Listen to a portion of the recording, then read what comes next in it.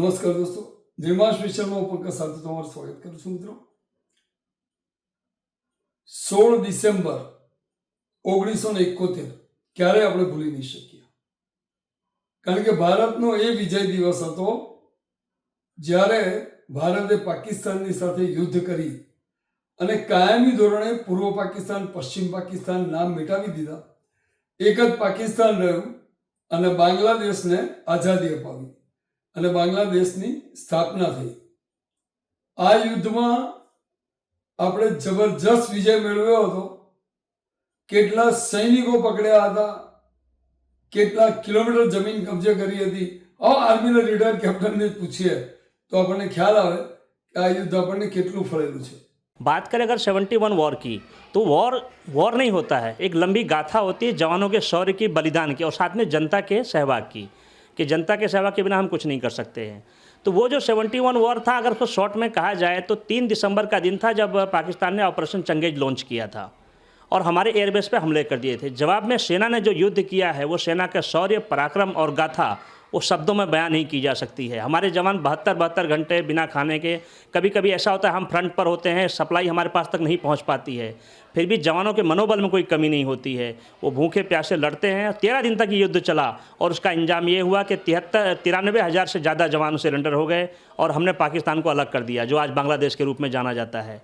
और वो युद्ध का पॉलिटिकल से लेकर साइंस तक इतना फ़र्क पड़ा कि वहाँ के जो तत्कालीन राष्ट्रपति थे उनको इस्तीफ़ा देना पड़ा पाकिस्तान की। ये हमारे लिए बहुत बड़ी जीत है और देश एक उसमें हुआ था। और जो अगर बात करें उस समय के हीरो की, तो जो पर्दे के पीछे के हीरो थे हमारे, वो सैम मानेकशॉ, जो चाणक्य नीति कहे जाते थे, और उसमें और जो युद्ध के मैदान में जो थे अल्बर्ट इक्का, सबसे यंगेस्ट 29 ईयर के ओल्ड, और उन्होंने जो लड़ाई अचानक हमला हुआ, लड़ाई संभाली और लड़े, वो बहादुरी को शब्दों में नहीं बयां किया जा सकता है, उसे दिल से सिर्फ कहा जा सकता है। तो 71 वॉर सिर्फ वॉर नहीं है, एक जवानों की एक विजय गाथा है। उसमें विजय दिवस में हमने घणु बधु ये विजय दिवस में हमको इतना सारे याद है कि मतलब हमने जो जवानों से उस समय मिले थे, हम लोग जो उस समय युद्ध में थे, उन्होंने बताया था उस समय उतनी आर्मी डेवलप नहीं थी, फिर भी उन्होंने जो लड़ाई की है बिल्कुल जोश में, और पाकिस्तान के अंदर तक घुस करके उनके जो टैंक बर्बाद किए हैं, उनकी हमने ज़मीन कब्जा की थी। और सिर्फ पूर्वी क्षेत्र में नहीं, हमने पश्चिमी क्षेत्र में भी कब्जा कर लिया था। लेकिन ये हुआ कि जब 72 में शिमला समझौता हुआ तो वो ज़मीन हमें पश्चिम की छोड़नी पड़ी, लेकिन हमने पाकिस्तान में घुस के कब्जा कर लिया था, जो आज बांग्लादेश के रूप में है। इस जीत को हम एक त्यौहार के रूप में, एक समझो जवानों के लिए होली दिवाली सबसे बड़ा त्यौहार विजय दिवस होता है, इसको हम हर त्यौहार से बड़ा मानते हैं। और विजय दिवस जो सेलिब्रेट होता है, आप कभी पश्चिम बंगाल कलकत्ता में जाएं, वहाँ पर विजय दिवस बहुत बड़ा भव्य प्रोग्राम होता है हर साल में, लगभग 4-5 दिन का। इधर कश्मीर में भी किया जाता है, ये पूरे इंडियन आर्मी में इसको त्यौहार की तरह मनाया जाता है। ये 16 दिसंबर का हम विजय दिवस के तौर पर जो त्यौहार मनाते हैं, ये कभी जीवन में भूल नहीं सकते। सेना के अंदर ये एक हमारी विजय गाथा है ये, और इसको हम बड़े धूमधाम से मनाते हैं, एक दिल से, और उससे मनाते हैं हम लोग। जय हिंद। और इस विजय दिवस के उपलक्ष्य में मैं एक बात दिल से शायरी के तौर पर कहना चाहूँगा। इतनी सी बात हवाओं को बताए रखना, इतनी सी बात हवाओं को बताए रखना, रोशनी होगी चिरागों को जलाए रखना, लहू देकर हमने किया है जिस तिरंगे को ऊंचा, उसको हमेशा दिल में बसाए रखना। जय हिंद। અને હવે કોંગ્રેસના કાર્યકરને પૂછીએ કે ઇન્દિરાજીની જે હિંમત, જેમણે હિંમતથી પગલાં ભર્યા, એ બાબતે એ લોકોનું શું કહેવું છે કે જે રીતે શેખ મુજીબુર રહેમાનને વડાપ્રધાન બનાવવા માટે ઇન્દિરાજીએ સાહસ કર્યું, એના માટે એ લોકોનું શું કહેવું છે। પણ એક બીજી વસ્તુ જે વિવાદ છે કે જમીન પાછી આપી, એ શા કારણે આપવી પડી, શું કહેવું છે? 1971ની અંદર જ્યારે ભારત પાકિસ્તાનનું યુદ્ધ થયું અને આ યુદ્ધની અંદર વડાપ્રધાન તરીકે સ્વર્ગસ્થ ઇન્દિરાબેન ગાંધી હતા, અને એમણે એમની કુનેથી, અને સંરક્ષણ મંત્રી તરીકે જગજીવન બાબુ હતા, એમની કુનેથી ભારત પાકિસ્તાનનું યુદ્ધ એ જીત્યા હતા। 93,000 સૈનિકો પાકિસ્તાનના સરેન્ડર થયા હતા ભારતને।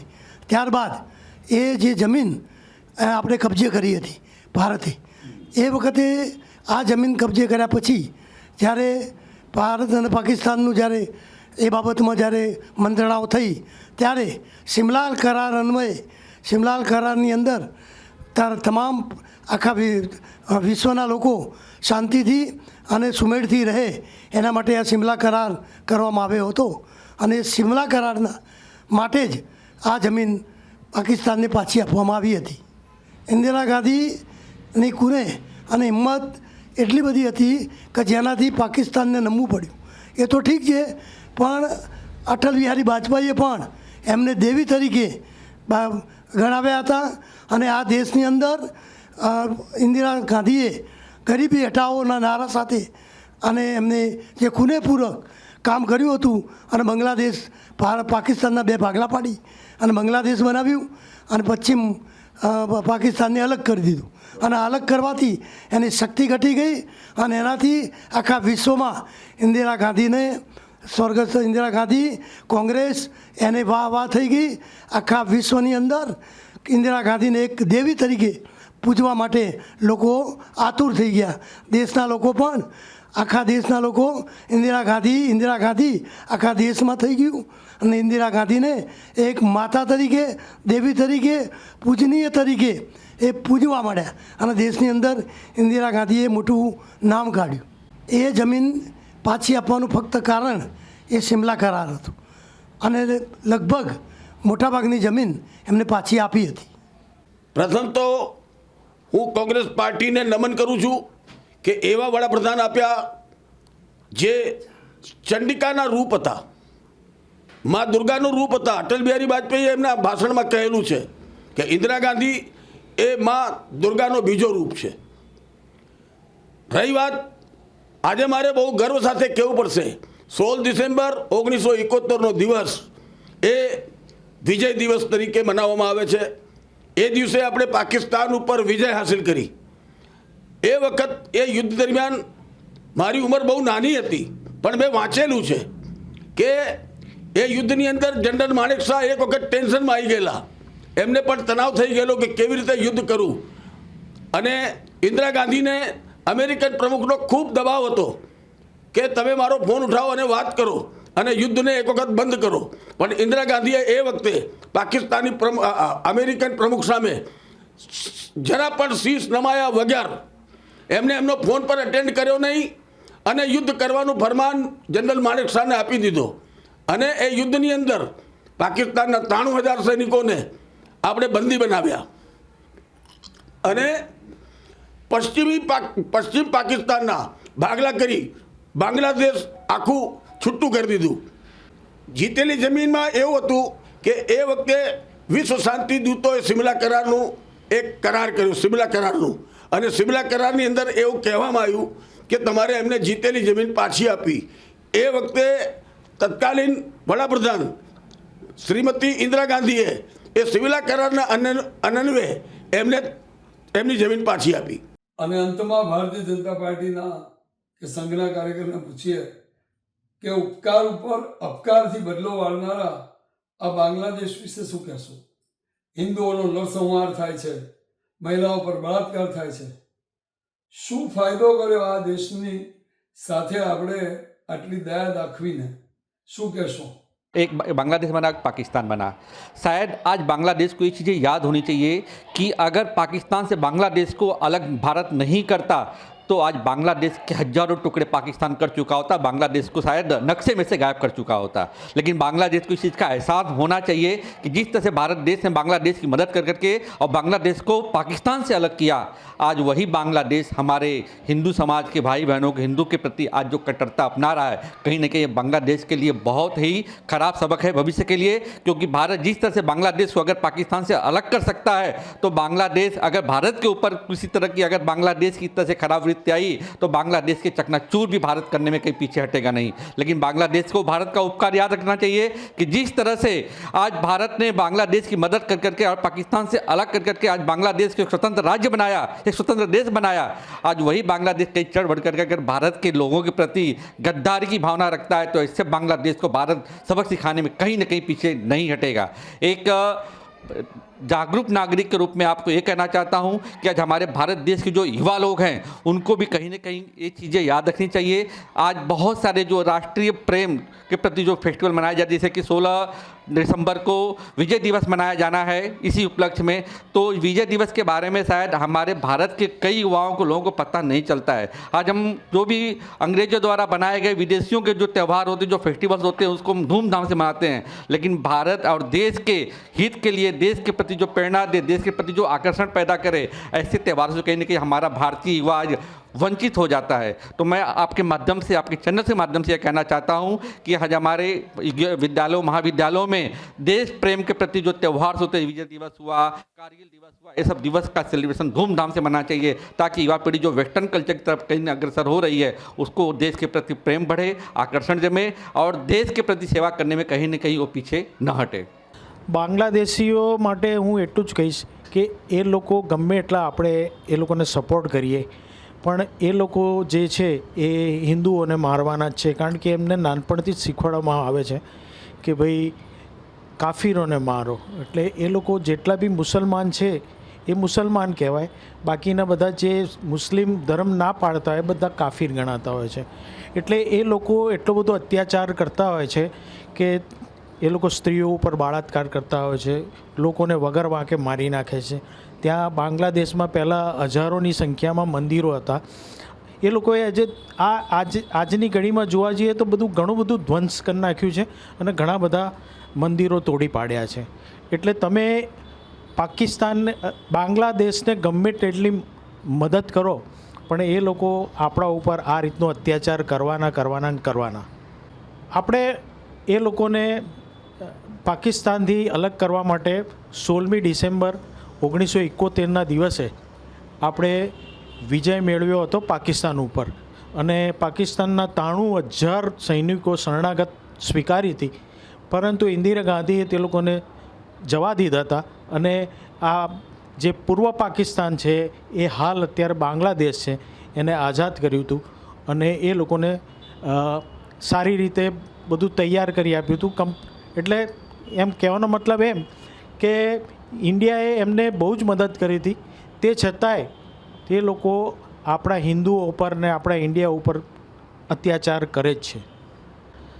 આજની તારીખમાં જોવા જઈએ તો બાંગ્લાદેશ બે રીતે આપણને તકલીફમાં મૂકે છે.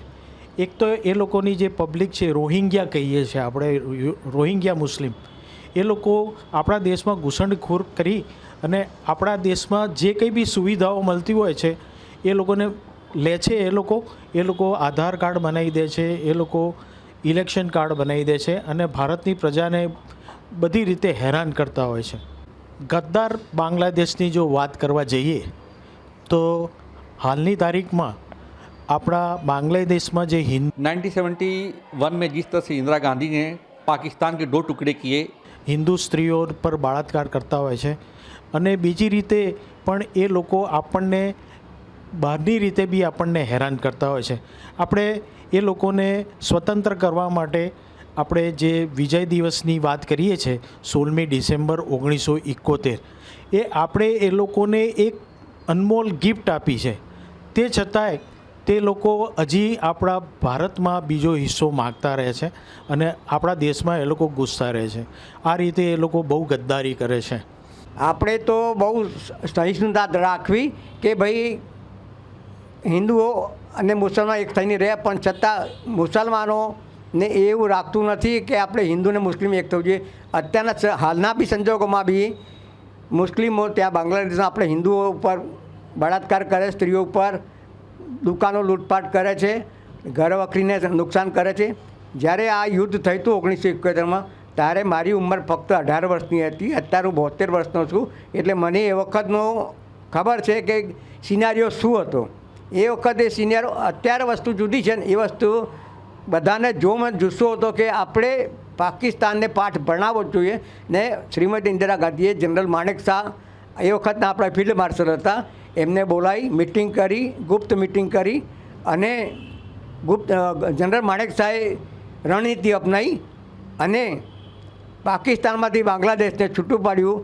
અને આપણે 16મી ડિસેમ્બર 1971 એ આઝાદ થયા એટલે 14 દિવસ પછી, એટલે આ દિવસ છે જે 16મી ડિસેમ્બર 2025 જે આવે એને આપણે બહુ અતિ ઉત્સાહથી ઉજવવો જ જોઈએ. પૂરા ભારત દેશમાં અતિ ઉત્સાહથી ઉજવવો જોઈએ, જેમાં શંકાને કોઈ સ્થાન નથી.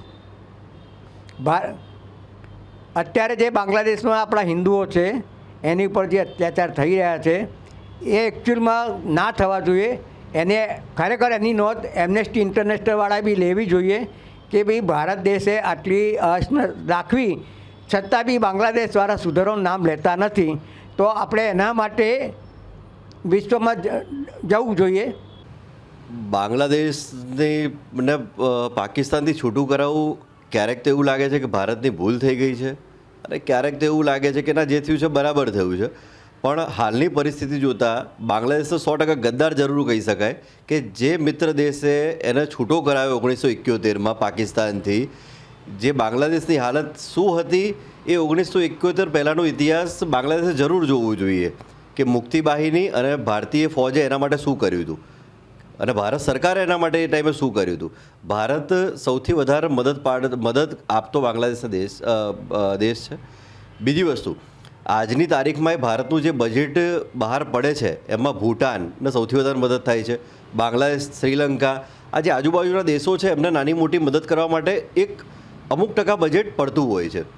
બાંગ્લાદેશ જોડે ભારતનો કોઈ વિવાદ નથી સિવાય ઘૂસપેઠને કે જળ અને નાની મોટી ટ્રીટીને લઈને. પણ બાંગ્લાદેશ હાલમાં જે પરિસ્થિતિથી ગુજરી રહ્યું છે આપણે બી સમજીએ છીએ, પણ એનું ખુદનું સૌથી મોટો આની અંદર ફોલ્ટ છે. એના કરતાં મોટી વસ્તુ કે બાંગ્લાદેશ હવે દિવસે ને દિવસે ચીનનો હાથો બનતો જાય છે અને અમેરિકાનો હાથો બનતો જાય છે. અમેરિકાના ઇશારે જે બાંગ્લાદેશ કરી રહ્યું છે ભારત જોડે એ જતા દિવસે એને નડવાનું છે અને સૌથી મોટો આમાં ફોલ્ટ બાંગ્લાદેશનો જ છે. હાલ બાંગ્લાદેશ ક્યાંય સ્થાયી નથી. બાંગ્લાદેશનો વેપાર બિલકુલ પડી ભાંગ્યો છે. બાંગ્લાદેશની જે પરિસ્થિતિ છે ખાવાના ઠેકાણા નથી. એવું કહેવાય ને કે દાઢીમાં મહેંદીના પૈસા છે પણ ઘરમાં ખાવાના પૈસા નથી. એ બાંગ્લાદેશની પરિસ્થિતિ છે. એટલે બાંગ્લાદેશે જે ભાજપ જોડે વેર વાળી રહ્યું છે એવું કરવું ના જોઈએ અને બાંગ્લાદેશે સ્થિતિ પોતાની સમજવી જોઈએ કે ભારત સૌથી વધારે એમના પડખે ઊભું રહે છે અને આગળ બી જરૂર પડશે તો ક્યાંય ઊભું રહેશે. પણ જો આવી રીતે ચાલતું રહ્યું તો બાંગ્લાદેશ જલ્દી જ સમાપ્ત થવાના કગાર પર પહોંચી જશે. બાંગ્લાદેશની ગદ્દારીની વાત કરીએ આપણે તો 1971માં છૂટા પડ્યા પછી ઘણા બધા દેશો જેવા સિલહટ ને એ બધા પ્રદેશ છે જે પહેલાં ભારતની અંદર આવતા હતા એ એમની સ્વ ઈચ્છાથી ક્યાંય ને ક્યાંય બાંગ્લાદેશ જોડે જોડાયા. પણ બાંગ્લાદેશનું જે ત્યાંના મૌલવીઓ ઇસ્લામીકરણ કર્યું એના પછીથી જે હિન્દુ વસ્તી ત્યાં વસતી હતી, બાંગ્લાદેશ એટલે હિન્દુ ભારતીયોની જગ્યા હતી. એના પછી જે ઇસ્લામીકરણ ત્યાં જે થયું છે કે ભાઈ મળી જાઓ અથવા મરી જાઓ એ પરિસ્થિતિમાં એના પછી તમે હાલમાં બી જો યુનિસ ખાન ત્યાં આવ્યો એના પછી જે હિન્દુ મંદિરો તોડવામાં આવ્યા, ત્યાંના પૂજારીઓને ભગાડવામાં આવ્યા, મહિલાઓ પર રેપ થયા, હિન્દુઓના ઘર બાળવામાં આવ્યા, તો તમે બાંગ્લાદેશને કઈ રીતે કહી શકો? ટોટલ ઇસ્લામીકરણ થઈ ચૂક્યું છે. આ ભારત જોડે કરેલી ગદ્દારીનો સૌથી મોટો દાખલો છે. અને હું તો એમ જ કહીશ કે વિશ્વની અંદર જો સૌથી મોટો કોઈ એહસાન ફરામોશ દેશ હોય તો હું બાંગ્લાદેશને કહેવા માગું છું કે ખાવાના પૈસા બી એ ક્યાંય ને ક્યાંય ઇન્ડિયા એના માટે પૂરું પાડતું હશે. એનો જે વેપાર અને બધું ચાલે છે ટોટલ ઇન્ડિયાના થ્રુ ચાલે છે. આજે જે ભાઈ હાથો બનીને બેઠા છે અને જે પાકિસ્તાન, ચાઇના અને એના ઇશારા પર અને મૌલવીઓના ઇશારા પર જે અત્યારે સ્થાનાંતરણ થઈ રહ્યું છે હિન્દુઓ ભાગી રહ્યા છે એ સૌથી મોટી શરમજનક વાત છે ત્યાં બાંગ્લાદેશ માટે થઈને. બાંગ્લાદેશને સૌથી પહેલાં તો ખતરનાક જવાબ આપવો જરૂરી છે. અત્યારની સરકારે તમારો મત તમે કોઈને પણ આપતા હો, કોઈ પણ પાર્ટી હોય, જૂની પહેલાંની 1971 પહેલાં કોંગ્રેસ હતી, એના પછી ધીરે ધીરે ભાજપ કોંગ્રેસ આવી, અત્યારે ભાજપ સરકારનું રાજ છે. તો આના માટે બાંગ્લાદેશને એક કટ્ટરતાથી સારો જવાબ આપવો જોઈએ અને ત્યાં ખાસ કરીને આપણી જે હિન્દુ કોમ્યુનિટી છે એ લોકો ઉપર જે બળાત્કાર થાય છે, ત્યાંના દીકરાઓને મારવામાં આવે છે, છોકરીઓનો રેપ કરવામાં આવે છે, વેચી દેવામાં આવે છે, ક્રિશ્ચન કન્ટ્રીમાં, અરબી કન્ટ્રીમાં, એ બધી વસ્તુ પર એક ઝુંબેશ થવી જોઈએ. તો એની ઉપર એક સખત એક્શન થવી જોઈએ અને આનો તગડો જવાબ પાકિસ્તાન સુધીની આખા દુનિયા સુધી આવવો જોઈએ કે ભારત પણ કરી શકે છે. ભારત નથી કરી શકતું કશું નથી, ભારત બધું કરી શકે અને બધાને નમાઈ શકે છે. ભારતનો એક જ વસ્તુ છે કે અમે તમારી આંખમાંથી આંખ મિલાઈને વાત કરીશું, ના નીચી આંખ રાખીશું ના અમે ઊંચી આંખ રાખીશું, તમારી જોડે આંખમાંથી આંખ મિલાઈને અમે વાત કરીશું. ગદ્દારી તો દરેક માણસ કરી શકે છે. તમારા સ્વાર્થ માટે તમે કોઈ પણ ગદ્દાર બની શકો છો. તમે રૂપિયા માટે ગદ્દાર બની શકો છો, તમારી જાતિ માટે ગદ્દાર બની શકો છો. સૌથી મોટો ગદ્દાર માણસ પોતે જ છે. બાંગ્લાદેશી ગદ્દાર માટે એ લોકોને એક જ વસ્તુ કરવી છે, આપણા જેટલા પણ મંદિરો તોડ્યા છે એ લોકોએ બાંગ્લાદેશમાં ફરીથી બનાવી આપવા જોઈએ અને ત્યાંના જેટલા ઘૂસપેઠીઓ છે 1971-72 પછી અત્યારે 2025 સુધીમાં જેટલા પણ ઘૂસપેઠીઓ આવ્યા છે એ દરેક લોકોને ડિપોર્ટ કરીને કાયમ માટે બાંગ્લાદેશ મૂકી દેવો જોઈએ. એમના બા, દાદા, માતા, પિતા, બહેનો, ભાઈઓ, દીકરા, દીકરીઓ દરેકને પકડીને બાંગ્લાદેશ નાખી દેવો જોઈએ અને આવું જ સેમ કરવું જોઈએ પાકિસ્તાન જોડે. એ લોકોને પણ પાછા મોકલવા જોઈએ. એ જ બાંગ્લાદેશ કે જે જ્યારથી પાકિસ્તાન આઝાદ થયું ત્યારથી જ એ બાંગ્લાદેશીઓ ઉપર એમના ધાર્મિક સ્થાનો પર હુમલા, એમની પર હુમલા થતા હતા, એમની બહેન બેટીઓ પર બળાત્કાર થતા હતા, હિન્દુઓ પર બળાત્કાર થતા હતા. તો આ વસ્તુ જ્યારે ભારત ઉપર મદદ માગી તો ભારતે 16 ડિસેમ્બર 1971ના દિવસે 93,000 પાકિસ્તાનીઓને ઘૂંટણીએ પાડીને બાંગ્લાદેશને વર્લ્ડમાં એની માન્યતા અપાવી અને દેશ તરીકે એનું અસ્તિત્વ લાગુ કર્યું. એ જ બાંગ્લાદેશીઓ આજે ભારતના ઉપકાર ભૂલી ગયા. ભારતીયો અત્યારે હિન્દુઓના મંદિરો અને એના ધાર્મિક સ્થાનો પર હુમલા કરી રહ્યા છે, એના માણસો પર હિન્દુઓ પર હુમલા કરી રહ્યા છે, એની બેન બેટીઓ પર બળાત્કાર કરી રહ્યા છે. આ બધું શું ક્યાં સુધી ચલાવવાનું? આ વસ્તુ જ્યારે માણસ સામાન્ય રીતે વિચારીએ તો જે માણસ ઉપકાર કરે એનો આજીવન ઉપકારનો બદલો આપવો જોઈએ. એની જગ્યાએ અત્યારે અપકારથી બદલો આપી રહ્યા છે. આ વસ્તુ તો કોઈ પણ હિસાબે ચાલી લેવાય નહીં. તો બાંગ્લાદેશે ખરેખર સમજવું જોઈએ કે ભારતે જે મદદ કરી છે તો એ ભારતનો કઈ રીતે ઉપકારનો બદલો આપવો એનો ઉપકારથી. પણ આ જે કરી રહ્યા છે એ વસ્તુ તદ્દન ખોટું છે અને હું તો એક જ વસ્તુ માગું કે બાંગ્લાદેશના આ અપકાર ઉપર ભારતે કોઈ પણ હિસાબે છેવટે એને પાઠ તો ભણાવવો જોઈએ જ કે બાંગ્લાદેશ ખરેખર સમજે કે ખરેખર જે ભારતે એને આખી અસ્તિત્વ અપાવ્યું, જેને જન્મ આપ્યો, એ જન્મદાતાના મોટા ભાઈને જ આ રીતે નુકસાન કરી રહ્યો છે. એ વસ્તુ ચલાવી લેવાય નહીં. તો નિર્માણ સ્પેશિયલમાં આ હતી વાત 16 ડિસેમ્બર 1971ના યુદ્ધમાં વિજયની. ફરી મળીશું આવતા સપ્તાહે. ત્યાં સુધી મને પંકજ સાધુ રજા આપશો. આવજો.